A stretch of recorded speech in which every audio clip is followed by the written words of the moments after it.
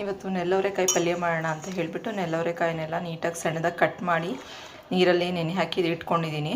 ಅಕಸ್ಮಾತ್ ಇದರಲ್ಲಿ ತುಂಬ ಹುಳ ಇರುತ್ತೆ, ಹುಳ ಏನಾದರೂ ಬಂದರೆ ಮೇಲೆ ಅದನ್ನೆಲ್ಲ ತೆಗೆದು ನೀಟಾಗಿ ಇನ್ನೊಂದ್ಸಲಿ ತೊಳ್ಕೊಬೇಕು. ಸೊ ನೆಕ್ಸ್ಟ್ ಇಲ್ಲಿ ಈರುಳ್ಳಿ ಕಟ್ ಮಾಡಿ ಇಟ್ಕೊಂಡಿದ್ದೀನಿ, ಕರಿಬೇವಿನ ಸೊಪ್ಪು, ನೆಕ್ಸ್ಟ್ ಒಣಮೆಣ್ಸಿನ್ಕಾಯಿ ಎಲ್ಲ ರೆಡಿ ಮಾಡಿ ಇಟ್ಕೊಂಡಿದ್ದೀನಿ ಒಗ್ಗರಣೆಗೆ. ಸೊ ಇದಕ್ಕೆ ಕಾಯಿ ತುರಿ ಹಾಕ್ಕೊಂಡ್ರು ಚೆನ್ನಾಗಿರುತ್ತೆ, ಹಾಗಾಗಿ ಒಂದು ಹಸಿ ಕಾಯಿ ಇವಾಗ ಒಡೆದಿಟ್ಕೊಂಡಿದ್ದೀನಿ. ಈಗ ಸ್ವಲ್ಪ ಎಣ್ಣೆ ಹಾಕ್ಕೊತಾ ಇದ್ದೀನಿ. ನೆಕ್ಸ್ಟ್ ಎಣ್ಣೆ ಕಾಯಿದ ಮೇಲೆ ಸ್ವಲ್ಪ ಸಾಸಿವೆ ಹಾಕ್ಕೊತೀನಿ, ಆಮೇಲೆ ಕಡಲೆಬೇಳೆ, ಈಗ ಕರಿಬೇವಿನ ಸೊಪ್ಪು ಮತ್ತು ಒಣಮೆಣಸಿನ.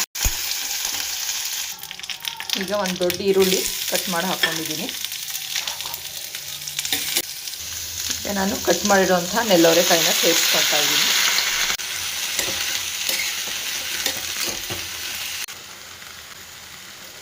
ಈಗ ನೀಟಾಗಿ ಉಪ್ಪಲ್ಲಿ ನೀರು ಬಿಟ್ಕೊಂಡು ಬೇಯಬೇಕು ಚೆನ್ನಾಗಿ.